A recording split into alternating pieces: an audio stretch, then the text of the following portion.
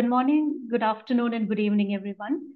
I'm thrilled to welcome you all to the 8th Breathe-In Dialogue, organized as part of the Cleaner Air and Better Health Project. These dialogues serve as a platform where we come together to learn and discuss indoor air quality issues, concerns, and solutions. We will be bringing to you topics under various themes such as regulatory convergence, design and technology, monitoring and management, and occupant awareness. These dialogues are curated by us at Environmental Design Solutions, along with our knowledge partner, the Society for Indoor Environment. We have an excellent lineup of experts joining us today to share their experiences and research findings on indoor air quality in schools. You can look forward to an engaging discussion with our experts and participate in interactive sessions. Feel free to use the Q&A function to ask questions and share any comments. We will also be launching some polls, so do keep an eye on the screens. Okay, so let's get started. A little brief about the Cleaner Air and Better Health project. CABH project is a 5-year project supported by the USAID. It aims to strengthen air pollution mitigation and reduce exposure to air pollution in India. The project is being implemented by a consortium led by the Council on Energy, Environment and Water, CEEW, and includes USAID Social Impact Advisors, Environment Solutions, Enviro Legal Defense Firm, and Vital Strategies.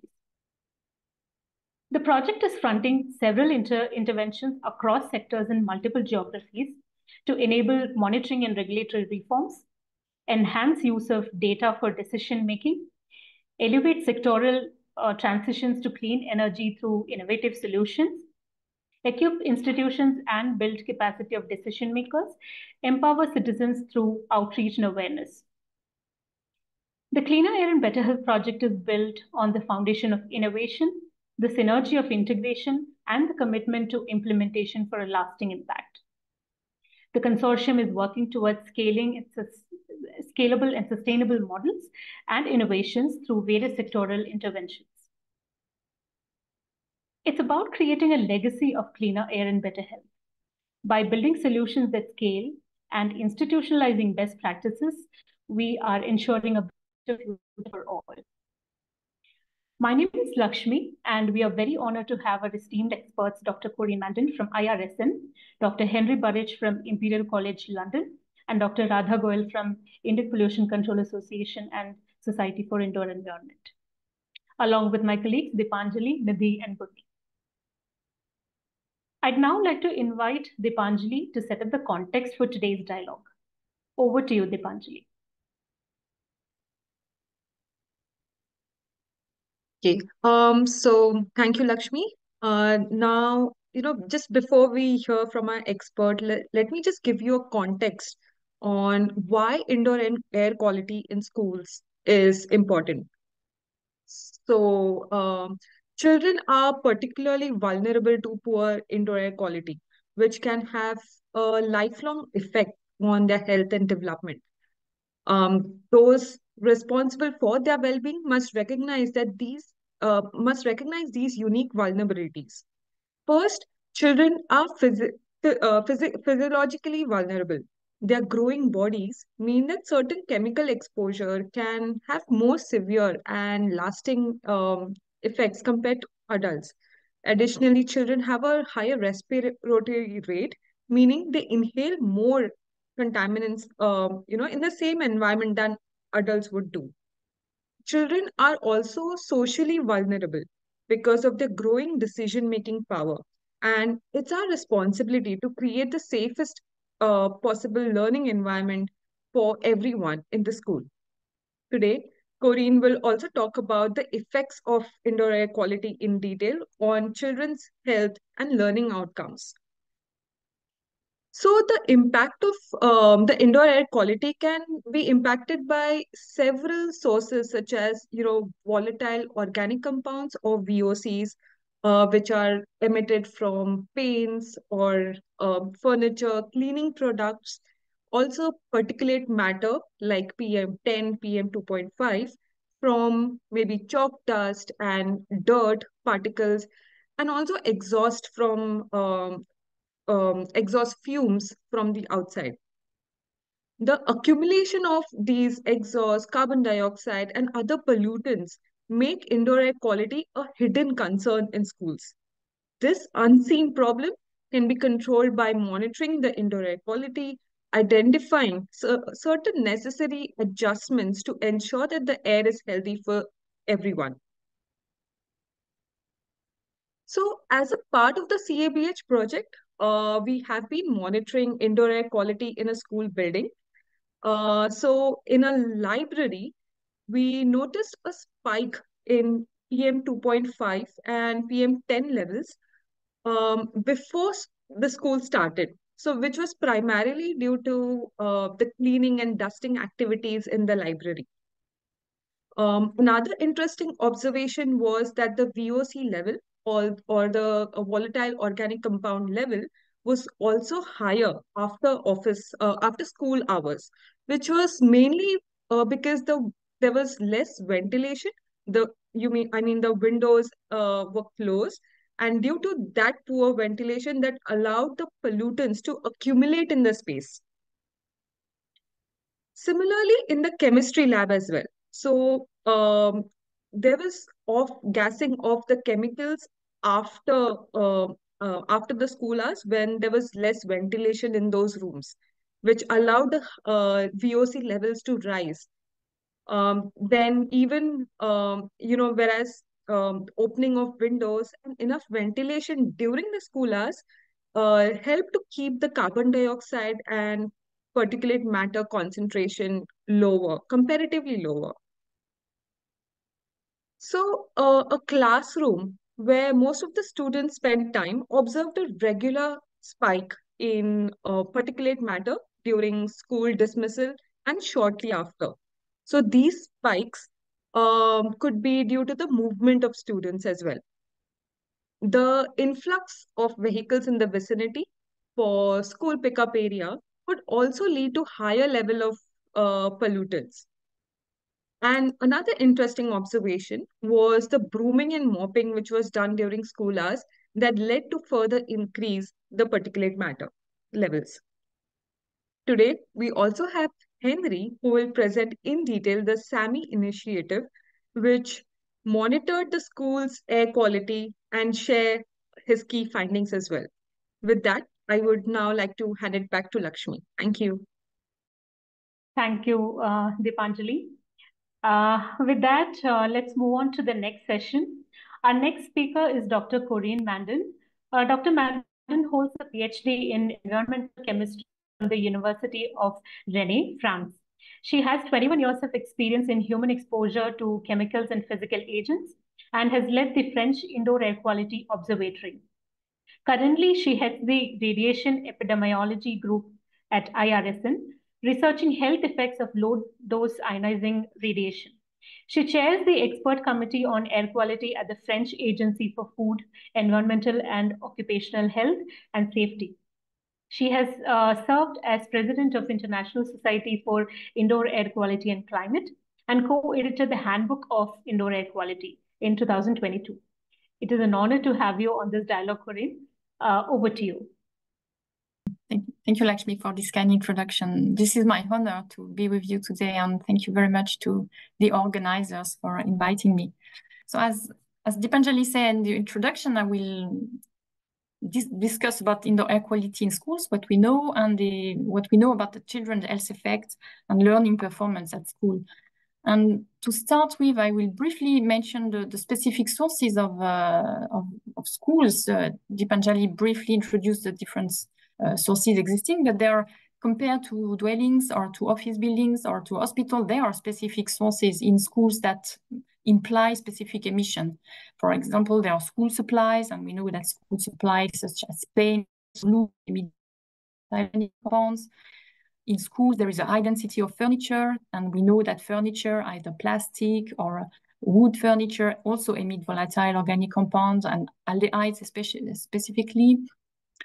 High density of furniture means high density of occupants, and these occupants may also, if they are sick, emit infectious aerosols. There is, contrary to dwellings, daily cleaning in the morning or in the evening in schools, and we know that cleaning products may emit VOCs. And last but not least, all the schools are close to a road, and we know that traffic emits particles, emit benzene, and these pollutants may enter in the school building. So the consequence is that in schools, in classrooms, we have a large amount of pollutants of various types. Generally, we classify them in 3 types: the chemical substances, this can be gases, inorganic or organic, this can be particles. There is also the physical pollutants. We classify them in the physical category. Their effects on humans is not due to their chemical composition, but due to their shape, such as asbestos, that are fibers, or to the fact that they are radioactive, and this is the case for radon.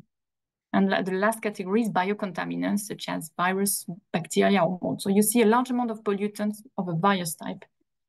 And at this point, we can start with the first poll of our webinar today. So the poll is about the volatile organic compounds that we may find in schools. Do you know how many VOCs we can have in a classroom? Is it fewer than 50, between 50 and 100, and over 100? A low number of you think it is fewer than 50. This is good because there are over 100. There are thousands, actually, VOCs that can be present in the air of school and of classrooms. There is VOCs and other chemical semi-volatile organic compounds are a large amounts or large chemical family with many compounds, and we cannot measure all of them. But to illustrate the fact that can hundreds of VOCs in schools, I show you the example of the VOCs that can be emitted due to cleaning products. So it should be okay. So in 2009 and 2011 in France, we carried out a survey in over 300 schools and daycare centers where we asked to the people the type of cleaning products they were using, and we collected all the commercial references and the pictures, and we discovered, it was a surprise for us, that 584 different cleaning products were listed, so a huge number of products, and between 1 and 7 products were used per building, on average 3 or 4 buildings. So it's a huge quantity of products. Then we try to have the composition of these products to identify the VOCs that can be emitted in indoor air. And we based our research on safety data sheets. The problem is that safety data sheets, I don't know if in India it's the same, but at least in Europe, they are not, it's not that bad. It's not always easy to find them. So we were able to find safety data sheets for 37% of products. And then in safety data sheets, the composition is not exhaustive. It's not for secret reason, for commercial secret. It's all the composition of the products are not given. But nevertheless, we were able to identify 152 different substances present in the cleaning product and that may be emitted in indoor air. And the last step of the study was to look at their hazard classification, and you see the figures. Half of the substances were classified irritant according to the European classification system. One was classified as carcinogen group 1. So group 1 means carcinogen to human by the International Agency for Research on Cancer. And 2 were considered as endocrine disruptors. So about considering that it's cleaning products that are used in schools with small children, it's a bit, these figures with irritant substances, carcinogen substances, and endocrine disruptors are very worrying, actually. And this survey was carried out before COVID-19 pandemic, and we know that since COVID-19 pandemic, people use more and more cleaning and disinfecting products that may emit still a large quantity of VOCs in indoor air.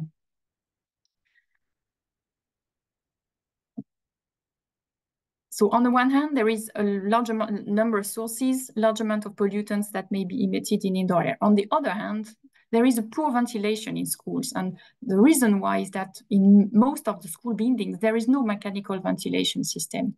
And you see here the figures for France, where you can see and discover that 71% in schools in France do not have any mechanical ventilation. And only 4.5% have a mechanical ventilation with supply and exhaust. This means air taken outdoor, filtered and blown in the building, or balanced ventilation. So a very low amount of classrooms have this performant mechanical ventilation. So ventilation rely mainly on window opening, but once again, we know that window opening is is not optimal, because when we ask the teachers why if they open the window, they say that they do not open very regularly the window of their classrooms. And they have many good reasons for not opening the window. And you see here the results of a survey that was performed by questionnaire sent to about 1,000 teachers, asking them why they don't open the window. So they have many good reasons. There is droughts for energy saving purposes. They don't feel that indoor air quality is poor, so they have no need of opening the window. There can be noise outdoor or cold temperature, and the children can be sick. And lastly, there are also safety issues. So you see, ventilation is in school, and it's not a new topic. It's a well-known issue, and I show you this paper that was published by Bill Fisk a few years ago, speaking about the ventilation problems in school.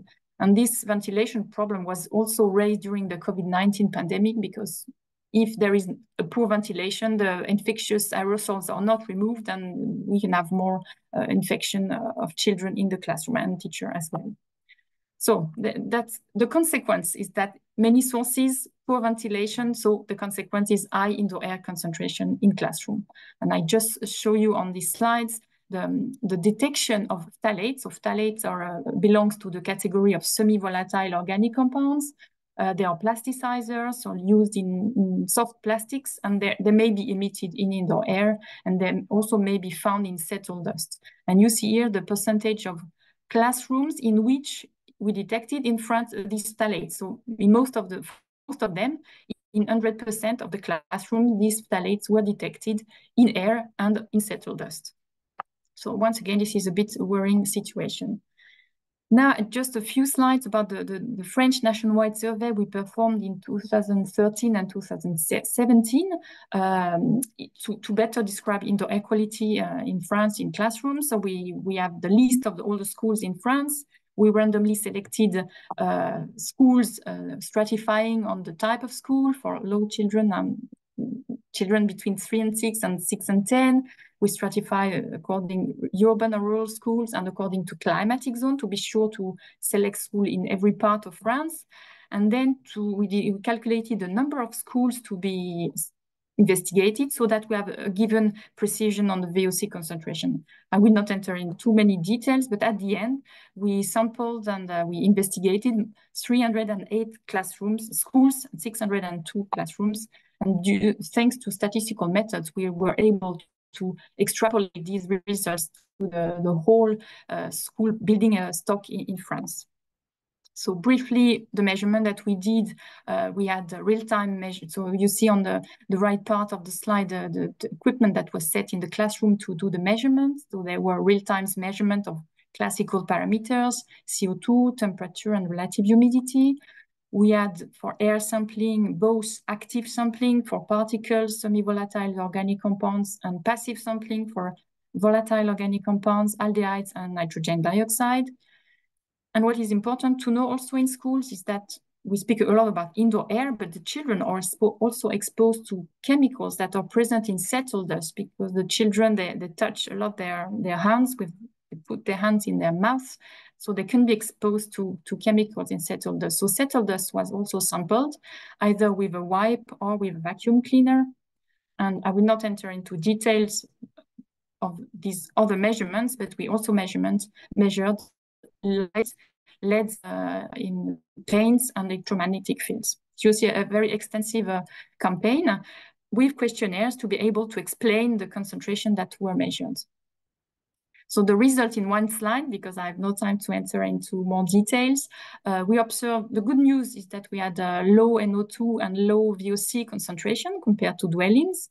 But the critical issues that were identified in classrooms were the high concentration of semi-volatile organic compound, and this is what I show about phthalates detected in 100% of the classrooms in France.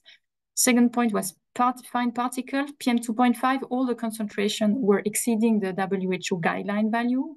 We were surprised because there is no combustion sources in classrooms, so we were expecting lower PM concentration compared to dwellings, but that was not the case because of the road, the traffic probably. Poor ventilation, lack of ventilation. We have an air stuffiness index in France that defined the ventilation performance, and this stuffiness index was bad in 40% of the schools. And we identified lead in paints. You may think lead is an old pollutant that is not used anymore, but school buildings are old and there may still be paints with lead. And in 15% of the schools, there were at least one paint with lead inside. What you also need to keep in mind is that there is this children are exposed to multiple pollutants at the same time, and you may have heard about the cocktail effect, the fact that the health effects may be amplified because we are not exposed to only one pollutant, but to several pollutants at the same time. So with statistical methods using clustering, I will not enter into detail, but the idea is that we gather schools that share the same characteristics in terms of pollutants present in the air and dust and concentration measured in this classroom. And so we try to identify some profile, and we identified 5 profiles that you see here, the group of classrooms that were considered highly polluted with a lot of pollutants, both in air and settled dust in high concentration. Then group of schools with polluted in the air or polluted in dust. There was a subgroup of classrooms only polluted with phthalates. And at the end, only 19% of classrooms in France with low concentration and low presence of pollutants in air and dust. And then once you have this cluster, you can also look what the characteristic or which characteristics do the classroom shared in each profile. And that's why we realized that for the profile with high pollution, it was the old schools, old buildings. This was schools without mechanical ventilation. These were schools with outdoor air concentration very high, so influencing indoor concentration, and schools with dampness.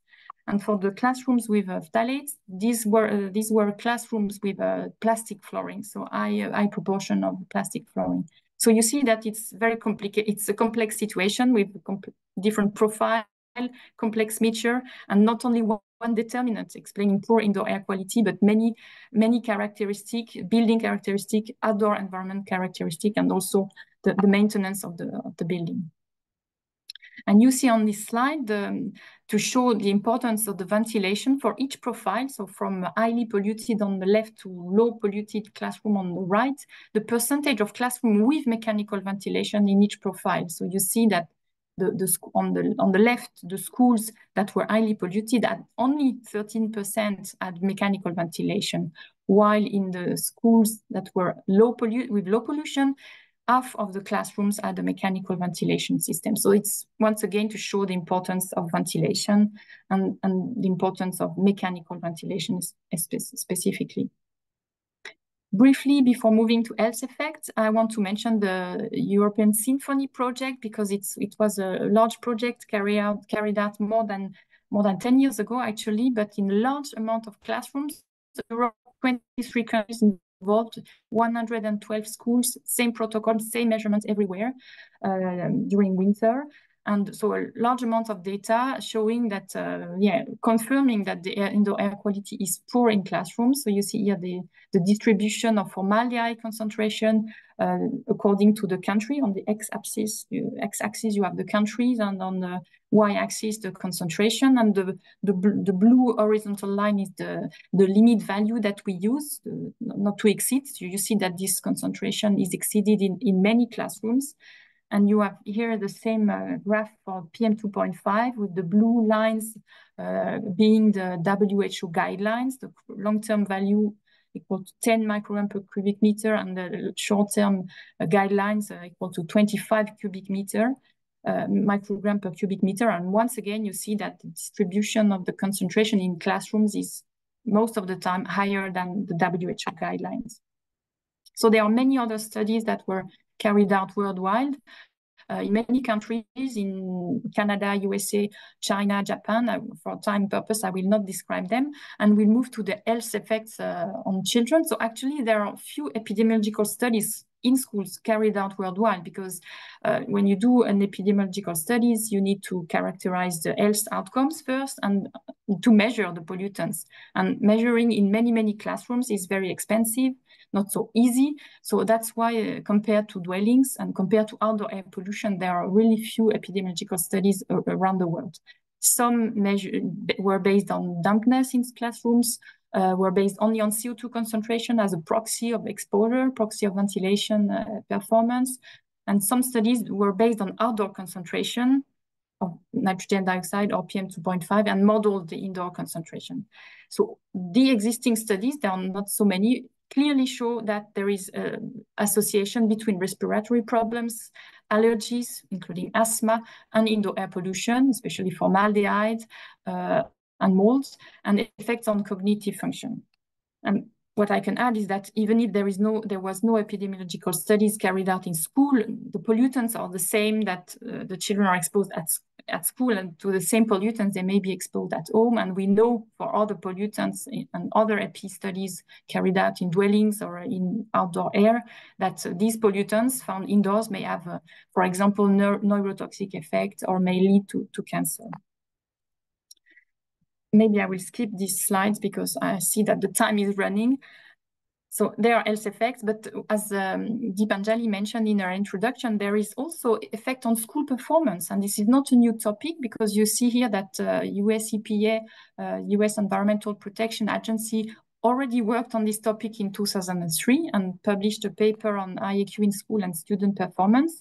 Since then, there were many studies, literature review, and even a report from the World Bank recently showing the importance of the school building, including air on learning of students worldwide. So once again, as for epidemiological studies, there were not so many studies on school performance, but some compared the notes in mathematics or reading or notes in national exam or absenteeism with concentration in CO2 as a proxy of ventilation or ventilation rates or visible mold. And these studies, I show you the results of 2 of these studies, show once again that there is a link between better ventilation, so lower indoor air pollution, and better performance, higher speed in doing exercise, or better notes in mathematics and reading. So this is extremely important, and I will finish with the 2 points. First, what do we need to improve indoor air quality in schools? The first action I think we need is raising awareness to researchers, because also in the community, not all the scientists are aware of this topic. Raising awareness among policymakers, among architects, among building managers, about the sources to reduce them, and about ventilation to improve and guarantee ventilation. And the project that Henry will present in a few minutes, SAMI, is a very nice example of raising awareness and improving situation. And what can be used, because Deepanjali was mentioning in her introduction that indoor air pollution cannot be seen. So we need to see the unseen, and what can be used, even imperfect, because it's only most of the time measuring CO2, and if CO2 is a proxy of ventilation, but not describing all indoor air pollution complexity. But this CO2 sensor can be used, and with traffic lights, it's easy for the teachers, for the children to see if they need to open the window or close the window, or if the ventilation system needs to be checked or not. And the second important things also, so raising awareness, but also political willingness. I think we really need policymakers to push the topic. If there is no political willingness, there will be no budget, there will be no money, there will be no societal action. And I give you the example in France, where we have a regulation that obliged every year to inspect the ventilation system or to inspect the windows, every 4 years to do a building checklist to identify the sources in the building. And this regulation also requests measurements in case there is a new event in the building, a renovation, a new flooring, a new furniture, a fire. So measurement limited to 3 parameters: formaldehyde, benzene, and carbon dioxide. But such regulation really pushed people to do something and to be aware of this pollution. And just briefly to mention that there is also in France a dedicated regulation to radon that must be measured every 10 years in the schools in radon-prone areas. So many countries have, since COVID-19 pandemic, have really put effort on indoor air quality in schools. And I give you another example here. In America, in USA, there is a strong push from the Biden-Harris administration to improve the air quality at school. And the final point I wanted to highlight is also the need for an integrated approach. Of course, we speak today about indoor air, but we also need to keep in mind that in schools, light, thermal comfort, especially in the context of climate change, acoustics, water quality is also very important. And that's why there are some initiatives worldwide, but in the frame of the ALDREN project, we created an index to assess indoor environmental quality. So including 4 components: thermal, acoustics, indoor air, and light, based on measurement. And given the results of your measurements, you are classified in 4 categories. So this helps to raise awareness for the policymakers and to identify what needs to be improved. So as a conclusion, I hope you're convinced that indoor air quality and indoor environmental quality more generally is an important determinant of children's health and learning performance. So we know a lot, but we need to keep on describing indoor air pollution to better understand the determinants, to work on these determinants and to better understand the impact on health. And we don't need to wait for more research to act. We can act now because we know enough to improve indoor air quality at school. So with that, I thank you for your attention. Thank you, Corinne. Understanding the impact of indoor air quality on children's health and cognitive skills is crucial, and we appreciate the depth of your insights on this important topic. Moving on to the next session, our next speaker is Dr. Henry Burridge. Dr. Burridge is a senior lecturer in the Fluid Mechanics section in the Department of Civil and Environmental Engineering at Imperial College London. His research focuses on fluid mechanics for the built environment, and he applies his expertise to indoor air quality and ventilation. As part of this, Dr. Burridge led the School Air Quality Monitoring for Health and Education project, also known as the SAMI project, which has now established an ongoing initiative to monitor air quality in UK schools. It is an absolute pleasure to have you on this dialogue, Henry. Over to you. So first of all, thank you for inviting me, and thank you all very much for attending. So yes, I'm going to be talking about SAMI, and I think you've been told what that stands for enough times, but really SAMI is about working with schools to help improve to help understand their air quality and improve it as needs to be. So just go to that. We started in 2022, and we've had 2 years of funding, and then we've sort of wrapped the project into an initiative which can then be used in other projects, and we've got another big project starting in November. So I think Corinne has already told you why indoor air quality is so important, and particularly in the context of schools. So what do we measure with SAMI? So the key about SAMI is the scalability, and that means we use low-cost monitors, and that presents some challenges. But what we're able to do is use citizen science methods, and I encourage you to sort of read this definition of citizen science if you're not familiar with what it really means, and to deploy monitors at scale, and these monitors then every minute give us readings of our key metrics: carbon dioxide, relative humidity, temperature, particulate matter, and we focus on PM2.5, and they also happen to measure total volatile organic compounds. So I want to start by telling you what SAMI really achieved in the first 2 years of funding. First of all, we really worked very hard on the methodology, which we involves empowering schools to be able to sign up online, receiving their monitor. Then they get access for the teachers and pupils to create accounts on the SAMI web app.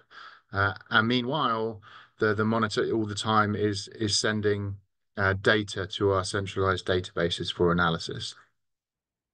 So why do we use citizen science? It's very scalable, but particularly in the context of schools, it's valuable because involving pupils and teachers means that we don't just improve air quality by sort of top-down interventions. We make the pupils and teachers more aware and interested in air quality, and they can make changes off their own back. And we provide some guidance to help them do that. Obviously, we're creating a massive amount of data through this, and we give that back to them in the sense that we provide them lots of tools and graphs to play with it and use it for educational purposes. And then citizen science also enabled us to co-design the SAMI web app so that the web app really is useful for pupils and teachers. And that means that they use it, and that means that we get more data out of it. So I'm going to talk first about what the web app really is. Our moment has 6 different graphical interfaces, which pupils can use to see the data that their monitor has gathered and change all the time periods over which they interrogate it, etc. We have 24 activities, and I'll talk about what those are in a second. But in terms of the uptake, we've got about 1,500 pupils and staff who've set themselves up web app accounts. So when they log in, the web app looks something like this, and it's broadly divided into 2, as you see here. The live data, that's them being able to see the data from their monitor, not just live, but also going back over the last weeks and even years. And then the activities, which we're going to talk about. Just some sort of snapshots of some of the different types of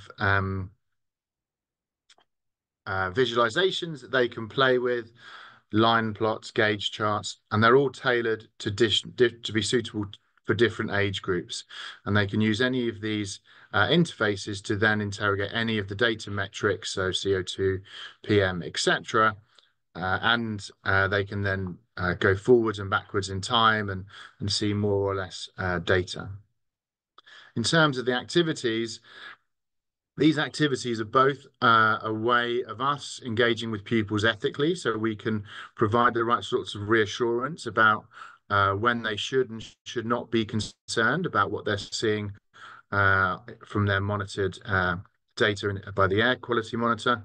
And then we also provide them activities to really try and engage them with the monitor. So we encourage them to move the monitor around the school and tell us when they moved it and what classroom they've moved it to, and then play games with it so that they might do a load of exercise in the classroom, watch the carbon dioxide go up, leave the classroom and open the doors, and then they can watch it on their phones as it goes back down.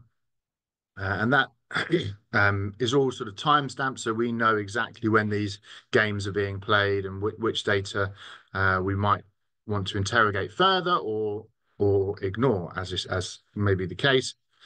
And it also enables us to gather data. So we also get them to tell us about the rooms, how many windows they have, how many people are using the room, etc. And then we store all this information and we can use that alongside the monitored data. The website is there for everybody. The web app, you need to be part of the project or part of SAMI and be a pupil or a teacher at a SAMI school. The website is freely available to absolutely everyone, and we have a huge amount of resources on there, a lot of information about how to communicate with children about air quality, and then we also have all of our outputs. So for every academic paper that we publish, also we create termly reports based on the data, and we also create technical reports on any sort of interesting features that we see in the data. For each of these, we give free access via the website, and then we also write a very short teacher-friendly summary so that they can sort of decide whether they want to try and communicate these outputs with their pupils. In terms of the reach, we've recruited over 1,300 schools, and sort of 800 or 900 monitors might be sending us data at any one moment. So we're getting a lot of data, and that's ongoing, and will remain so for the foreseeable future.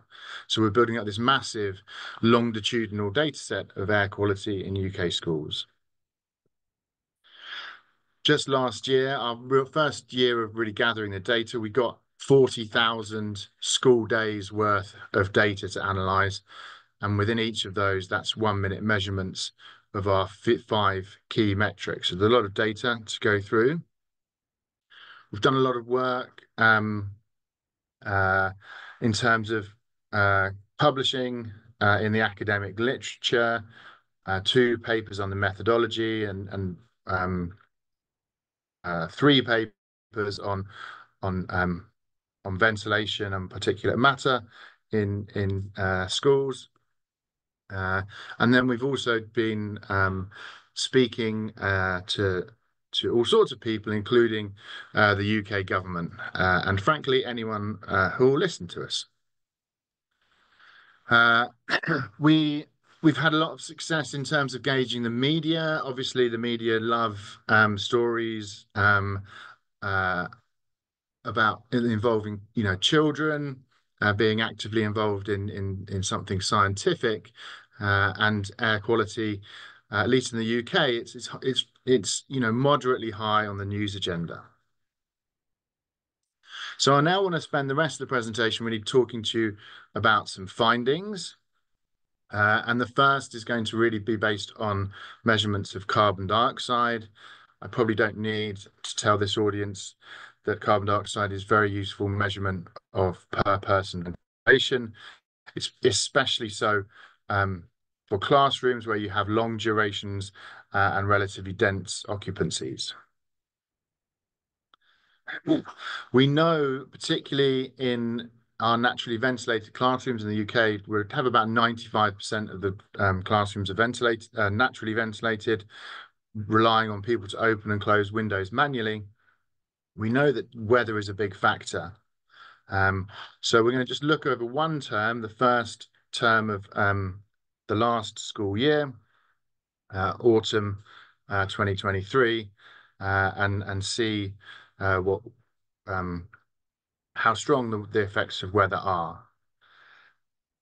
So we divide the term into a sort of first half where the temperature, this is the outdoor temperature, and it remains relatively warm. That's on the UK scale, probably not for many of you, depending on where in India you are. We had a sort of intermediate period. You can see there sort of 8 to 10 degrees on average. And then there was a much colder period, late November, early December, where the sort of average dropped to sort of below 5 degrees. And then it bounced back up just before Christmas, back into the sort of intermediate temperatures. So based on sort of qualitative observations, we divide the term into 4 periods, and then look at the carbon dioxide levels, and you can see that the highest levels occur all in the coldest period, and the lowest levels all occur in the warmest period. Excuse me. And this level of 1500 daily mean CO2, we can debate till the cows come home as to whether that is too high or not, but that remains the guidance for in the UK. And we can see that these are the shading is interquartile ranges. So where these are spiking over 1,500, that means more than a quarter of the schools on those days are exceeding that threshold. But it's all really in the coldest periods. So we did some generalized regression analysis controlling for outdoor temperature as a covariate.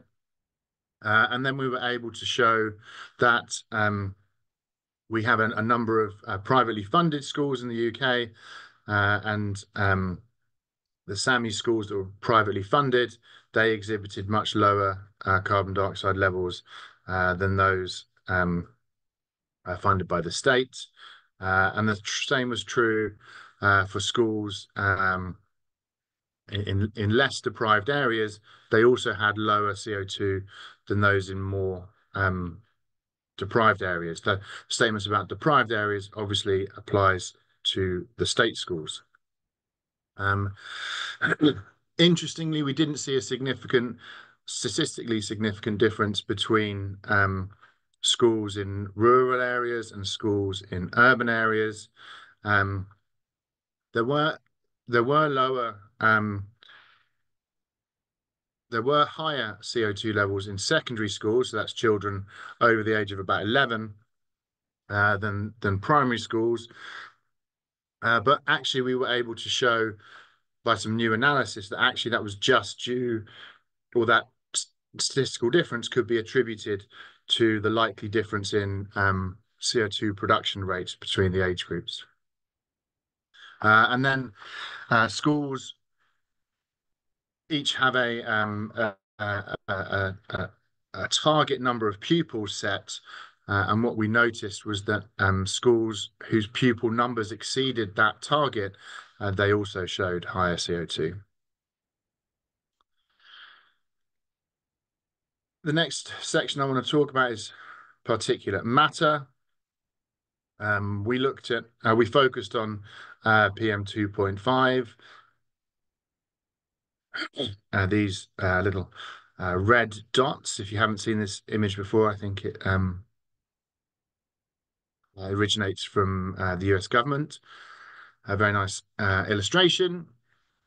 And then this graphic here shows a map of the UK with the SAMI schools that we included in this PM analysis in blue, and then the weather stations, that the UK government weather sites, which also have reference grade PM devices. So you can see a really good distribution in both across the whole of the UK. So again, let's just start by looking at that same autumn term. And we can look at the outdoor levels recorded by the AURN stations. They're the government stations. And then we can see a really strong correlation between those outdoor signatures and those in schools. I think it's worth noting that these values are quite a lot lower, both the outdoor and the school, than those reported by the Symphony project. And that's something we're currently exploring. And what we can see is this big spike. And when we look into the meteorological data, we can see that coincides when there was a big Saharan dust event in the UK in September 2023. And we can also see that the dust really strongly came into the classrooms. You can see massive spike in the indoor data as well as the outdoor data.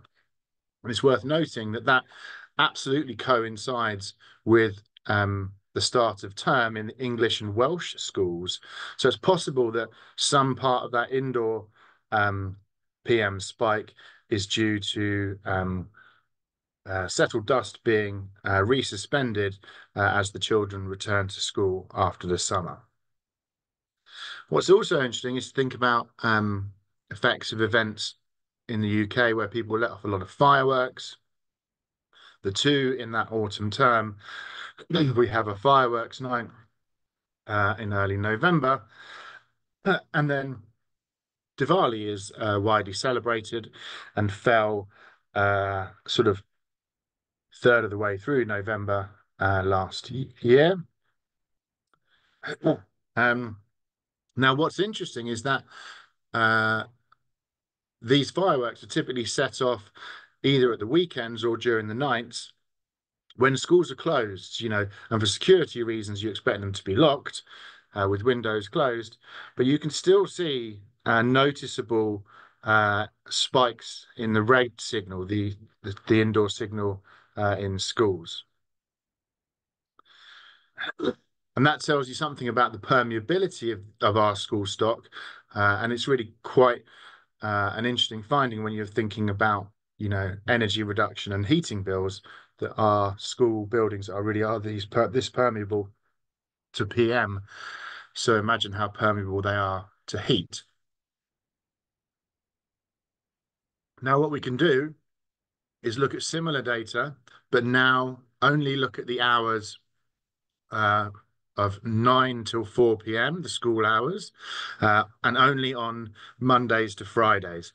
And this big gap in the middle here, that's because we have a long half term in the autumn term in the UK.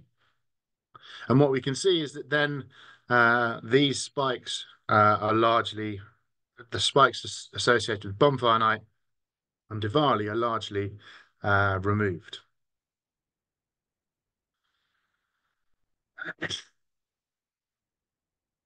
So the PM is getting in overnight, but it's largely being either diluted out or settled. Now, if we extend our analysis to include the spring term, we see similar data, and we see these large outdoor events occurring again and again. And in those two terms, only the Saharan dust event and this event in March were in exceedance of the WHO 15 microgram limit based on outdoor data, the reference grade measurements by the government. And we can do some back trajectory analysis and think about sources from agriculture and long range sources, transport, fuel burning.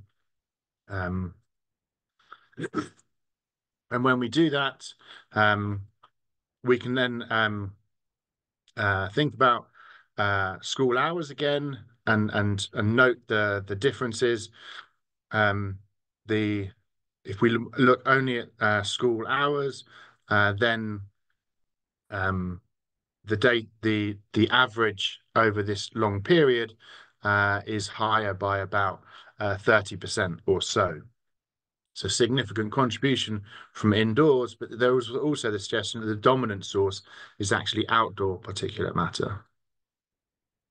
We can think about another way to define events beyond the WHO threshold based on the median of the outdoor data, and then add one standard deviation of the one outdoor data as some sort of threshold to define periods when outdoor PM events were happening, by which we mean they were unusually high, more than one standard deviation above their median.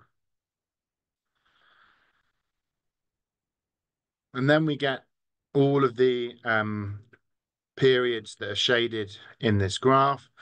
From back trajectory, my colleagues are able to assert that some of these events, for example, these two, were dominated by sea salt from the Atlantic. These are likely farming emissions. long-range secondary aerosols and fuel burning emissions, another Saharan dust event, and then some of the events we don't know. The back trajectory analysis is inconclusive. And we can do the same analysis, only taking school hours.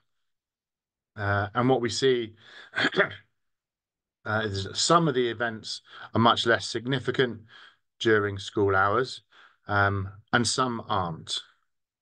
And then we want to take this to exposure and think about if we just look at the school hours and we have our concentration measurements, all we need to do is use the average breathing rate of a child, which the EPA publish a recommended value for, and then we can integrate the breathing rate and the concentration over time and gather exposure.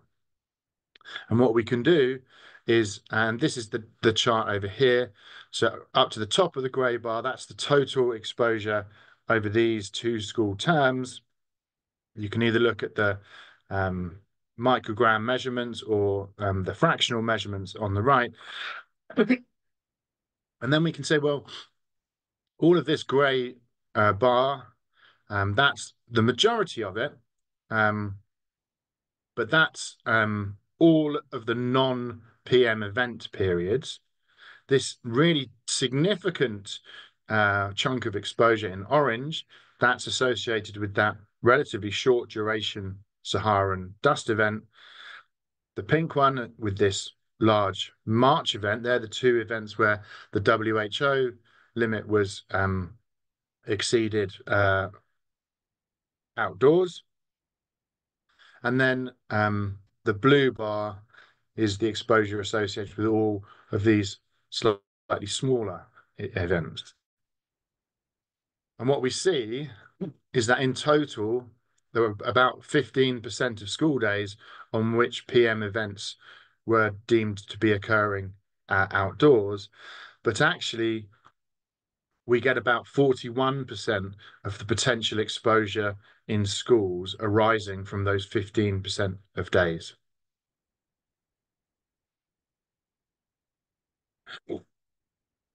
And if we just look at these big WHO events, a similar story, but more extreme.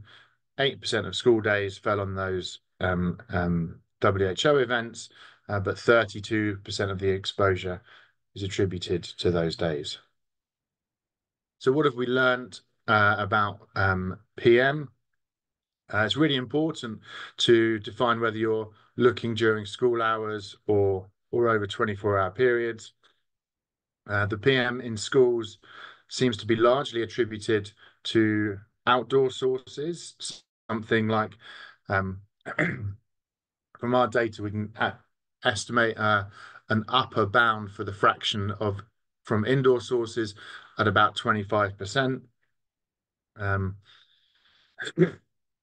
then, I guess in part because these large events, outdoor events, there's such a connectivity between outdoors and indoors, these large PM events outdoors drastically affect school exposures. So I think it's obviously a sad result, but not unexpected that schools in the most deprived areas tend to have the highest CO2, lowest air quality, if you like, and schools that were more crowded had higher CO2. I think it's really important that to recognise that school PM seems to be so dominated by trends outdoors, and that might affect the way we think about managing or the need to manage PM in schools. And I think one thing that's really important is we've only really got 3 school terms of data so far, and we've learned a lot. But this longitudinal monitoring really should yield benefits as we monitor for longer and longer periods.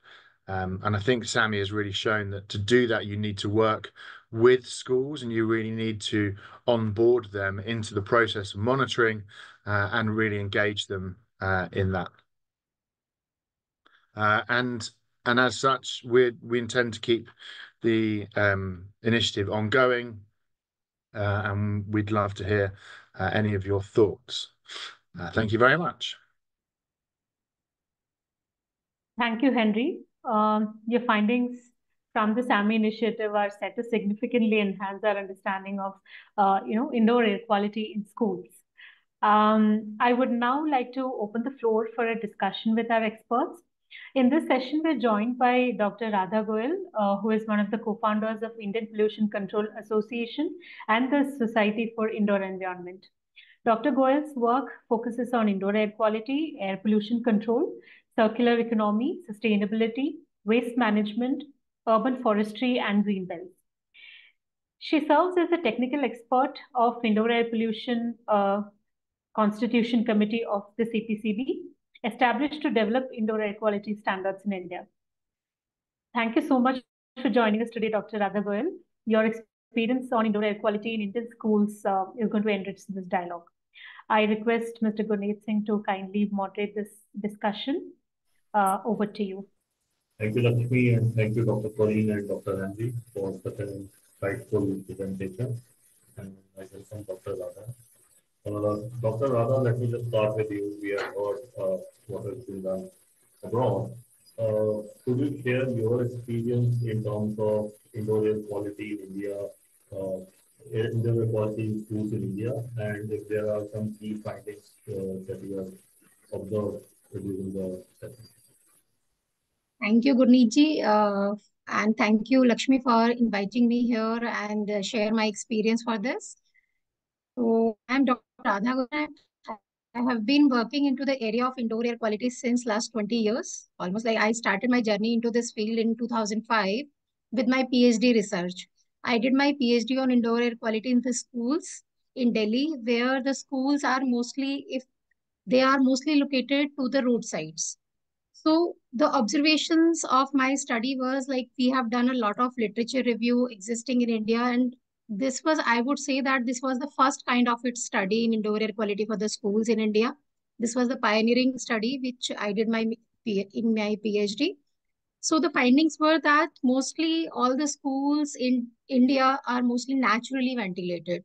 Like 99% of the schools in India are naturally ventilated with operable windows and doors, and in mechanical ventilation, only the fans and exhaust fans sometimes in some of the labs, science labs, or in the gyms in the schools or exercise room, gymnastic rooms, you will find the exhaust fans. So this is the kind of thing you will find in with the windows and doors operable with fans and exhaust fans. In India, mostly because in the schools, we have considered the priority pollutants. Like for if we look at the Indian situation, India, that PM10 and PM2.5 are the major concerns in India. Similarly for all kinds of buildings also, and for the ambient environment also. So as we already know that indoor air quality is directly impacted by our ambient outdoor air quality.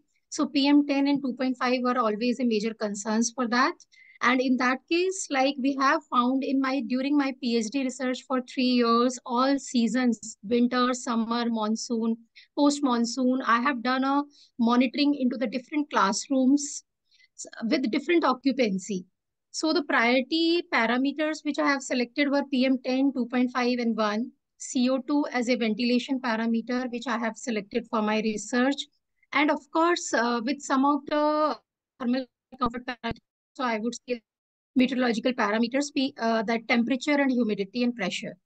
So these parameters were considered during my PhD research, and the findings which I found were that PM10 and 2.5 concentrations are always higher in the classrooms, irrespective of any season, summer, winter, monsoon, and even during the weekends and weekdays, during the occupancy hours and non-occupancy hours. So we have worked on to finding out the reason for this. So basically the primary reason which have been found that in the schools, because of lot of resuspension of dust is happening, accumulation. So the practices which schools were following, like the dry brooming and all, which keeps on spending and accumulating the dust again and again. So whatever the concentrations were outside, indoor concentrations were always higher in the classrooms. Apart from that, even other sources like other priority pollutants may like NO2 has been considered.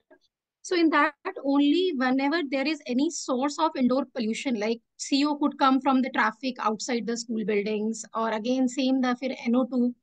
But majorly that PM10 and 2.5, they have been like, once we have worked on to the I/O ratio, indoor-outdoor concentration ratios in the schools, we have found that there are some indoor sources, like for example, occupants' activities in different hours of the schools, like maybe their games period, or only sitting in the class with the chalkboard activities.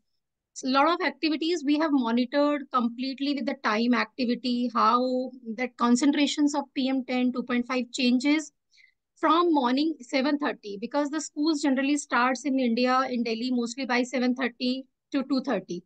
So we have monitored before the school starts, like from the 7 to 2:30 or 3 p.m. And there is a very good direct relationship which has been found with increasing PM10 or 2.5 concentration, the increase in temperature, decreasing the PM10 and 2.5 level. And of course, because of the good dispersion levels, as the time moves in the day from morning 7:30 to 2:30, PM10 and 2.5 concentrations keep on reducing. But as soon as there is any activity in the classroom, like the game period starts, the children are moving out of the class, entering into the class. So there would be high peaks which has been observed in the classes, like for PM10 and 2.5. So apart from this research, I have been various theses on indoor air quality for the schools I have supervised, for various, like Dr. Pratima Singh's thesis I have supervised, in which we have compared the indoor air quality for naturally ventilated buildings and the mechanical ventilated schools in Delhi.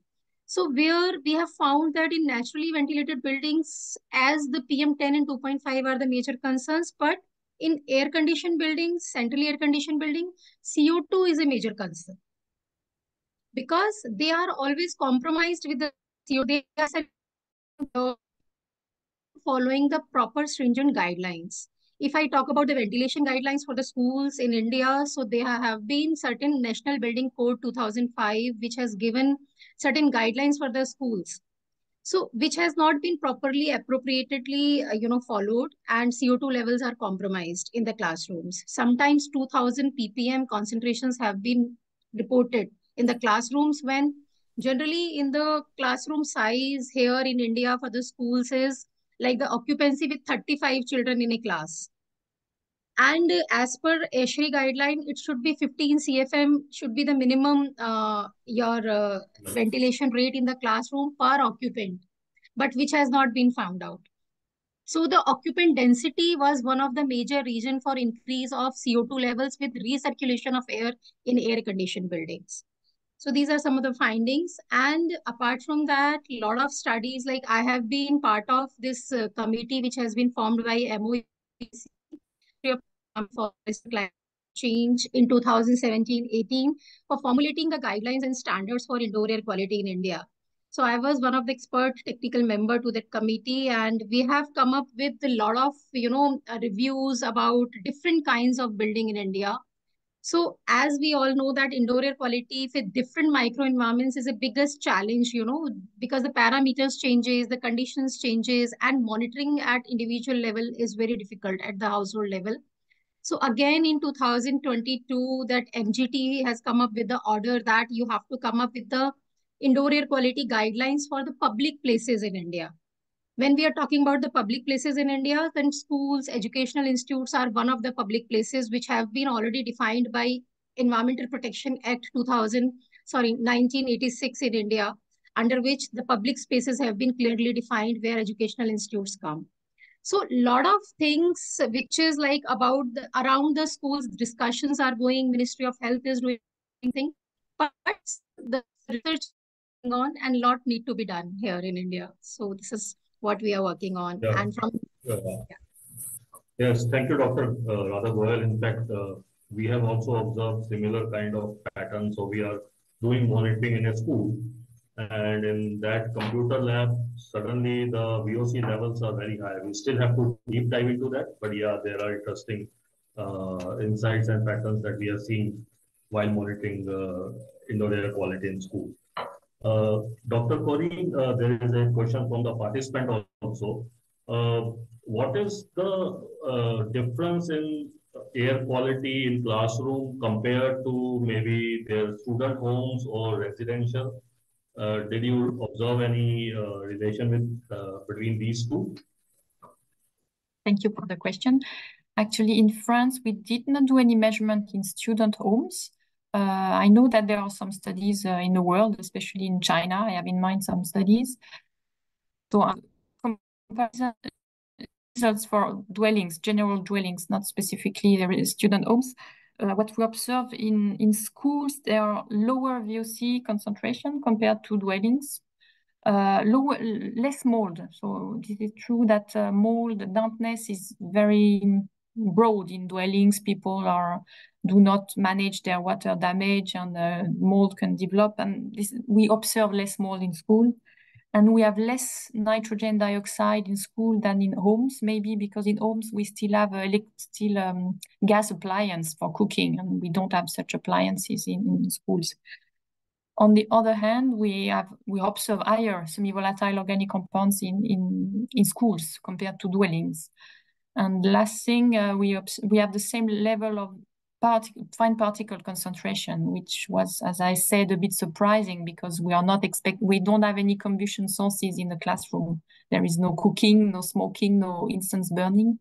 So we were really expecting 0.5 concentration, but the concentration were the same order of magnitudes due to the traffic, as also you mentioned, Radha, the traffic has a high influence on indoor air quality in schools. So differences, but not in some higher concentration and some lower concentration, and some similarities between schools and homes. Thank you. Just to finish, as Radha said, each building type has its own specificities, and if we would speak about offices, we would also have differences. Yeah, thank you.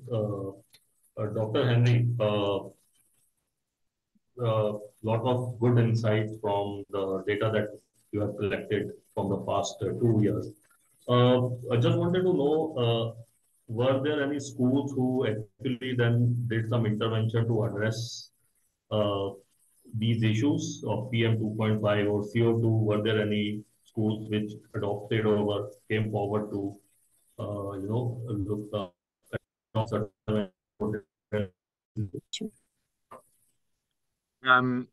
So through the web app, we do gather an amount of data on that, but I don't think there's a lot of that. What we have done is there's a lot of interest in the UK, at least, in installing standalone HEPA filter units in school classrooms. And we've done a big study, a very highly controlled study of 300 classrooms in Bradford, and in which about 100 of them had the intervention. And then we're also evaluating the impact of one of our local authorities has installed similar units in about 350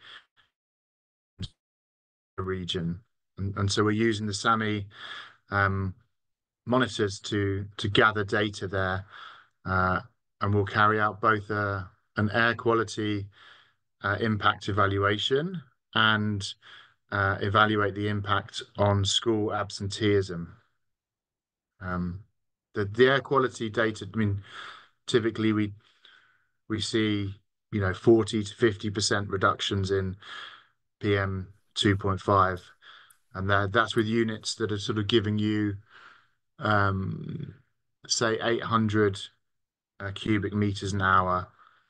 It's a few air changes, I think it's on average sort of 4-ish air changes through of clean air delivery and through the filters. Thank you. Coming to you, Dr. Radha, any examples of practical solutions? Because if you don't have conditions, then there are issues with PM 2.5 and other thing, and if you condition then CO2 level. Any practical examples of any practical solutions that you would like to share that schools can adopt? Surely. So basically, when we have found out the reasons of the pollutions in the classrooms, like high PM10 levels, 2.5 levels, or high CO2 levels, so definitely there are some doable solutions which schools can adopt easily without doing much of retrofittings or much of, interventions. They can easily adopt. Like some of them are very simple, practices which they can follow up. First and foremost thing is that we have already, admitted, and we have already just identified that outdoor traffic near to the school gates, because of the idling of the school buses and the cars who are dropping the children at the school gate and then picking the children from the school gates, lot of these pollutants like CO, PM 2.5 are entering into the schools from these idling of the vehicles. So very practical, the authorities can take a decision to just make a drop off and pick up points just little away from the school entrances, so that that pollution should not directly enter from the gates to the school buildings. Another important thing which I felt, that in most of the schools, if you will look in the India, there are, after the classroom buildings or the big 3-story buildings, there is always an open ground where the students play. A lot of activities are happening, basketball, cricket, or whatever. So sometimes these grounds are not properly, covered. They are the open grounds with a lot of dust resuspension is happening. So for that matter, like outside the main building of the school, there would be, if a passive control system like the green barriers could be created outside the windows of these classrooms. So the entry of these resuspended dust directly from the ground will be little bit, you can avoid into the classrooms. Another thing, again, near to the school boundaries, there could be the hedge of plants be created to just, all the dust which is resuspending from idling of vehicles or by the, lot of entry during the school open hours like 7:30 or 8 o'clock. A lot of people enter together and so much of dust resuspension is happening. So if there would be a good green cover over there, so that resuspension would be over to the plants, like settle down of the dust would be over to the plants, not to the entering into the classroom. So such kind of, even in the classrooms, very commonly it has been practiced, as I already shared, that there is a brooming. So wet mopping thing in the classrooms after the classroom hours could be one of the example. They can be, they can practice, like they can start a sensitization program among the children, like why we are doing so. Similarly, like the classrooms, generally there are operable windows, but pollution levels, they always, differ according to the time hours in a day. Like in the morning hours, there is always a high level of pollution when the schools are starting, because a lot of traffic onto the roadside. So at that time, it would be instruction to the entire staff of the school. So window should not be open at that time. Because most of the windows, they are facing towards to the road and the pollution is entering into the classrooms. So strict instructions can be given that such windows should not be open which are facing towards the roadsides. So very practical, small steps which can be taken. Another thing is like even the parent community, because once such kind of sensitization programs involving school can involve the local authorities, municipalities, and tell that, okay, we are doing such kind of awareness and we need your contribution, your help, your support us to, implement these steps at the children level, at the community level, near the school, even that roads near to the schools, because in the morning hours, always there is a dew drops. So dust will not resuspend so much. But when the afternoon hours, when the school is ending, because of the dry dust, a lot of resuspension happens. So maybe that municipalities can support to sprinkle some water near to the schools while the, so these kinds of steps I would suggest. Another thing is like related to the ventilation thing. So maintenance of ventilation is first and foremost important thing, I feel that. So windows, like because mostly schools naturally ventilated, the school staff should be properly instructed that what should be the time for opening of these windows, so that sufficient air, fresh air should enter into the classrooms. So this kind of things can be, easily adopted by the schools.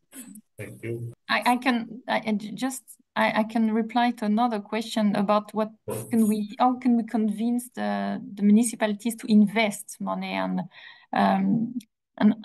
so we need to convince them that there is an impact on health. And I could not show some slides because I was running out of time, but we need to quantify. As soon as we show figures, we show numbers, it helps. And we did a survey recently where we quantify the number of asthma crises that could be avoided if we would reduce the formaldehyde concentration, if we would improve the ventilation. And it was about between 10,000 and 13,000 asthma cases per year. So it's enormous, it's a lot. So if we can bring some such numbers to the municipalities, maybe they would be convinced. And we need then to show that it's not expensive. Checking that the windows can be open or checking that the ventilation system is functioning correctly is not so expensive. And third, we need to show the co-benefits. And I like the example of Radha, who showed that we can promote green spaces around to avoid PM. Green spaces will also avoid thermal heat and will also be good in the context of climate change. So if the municipality or the building owner invest in green spaces, it will be good for indoor air quality and it will be good for thermal comfort of children. So there will be co-benefits. So this is not always expensive, and sometimes, yes, you need to invest, but there are many co-benefits, and it's worth doing this investment. Okay, thank you. So last question to Dr. Henry. What are the main challenges as we look to the future of schools indoor air quality in UK and across the globe? Any insights on that? Well, I don't know about elsewhere, but I mean, in the UK, I think underfunding, long-term underfunding is our biggest challenge. I think, there's lots of solutions to improve indoor air quality. It's just arguing that how important that is compared to spending more money on, educational facilities, for example. That's a really nuanced conversation. And I think Corinne is really right that as soon as you put things in terms of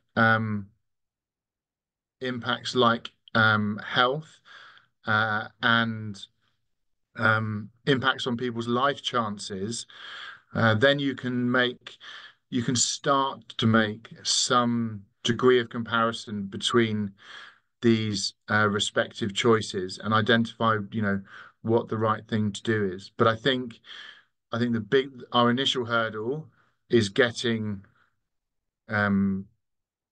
governments, at least in the UK, to recognise that investment in education is extremely needed and can bring benefits in all sorts of ways in the future. But of course, it's the short-term politics. Looking at long-term gains is always a challenge. Yeah, I agree with you. I think that's the challenge across the globe. I think we are about the time. So thank you everyone, and over to you, Lakshmi or Dipanjali, for the concluding remarks. Thank you so much. Thank you for that insightful panel discussion. We've gained a deeper understanding of the current state of indoor air quality in educational settings, and also the emphasis on the importance of data cannot be overstated. Data is crucial to understand the existing conditions and to advocate necessary changes. While there are challenges on the way, our panelists have offered hope with some actionable solutions. So let us take the knowledge we've gained today and work towards creating healthier learning environments for our children. We'll work with the experts to address any unanswered questions. Before we conclude today's session, on behalf of the entire CABH team, I would like to thank our panelists once again for sharing their experiences and insights. A big thank you to our audience for being part of this dialogue. Stay tuned for our next one. You can follow our social media platforms. With that, we bring this webinar to a close. Thank you so much. Thank you.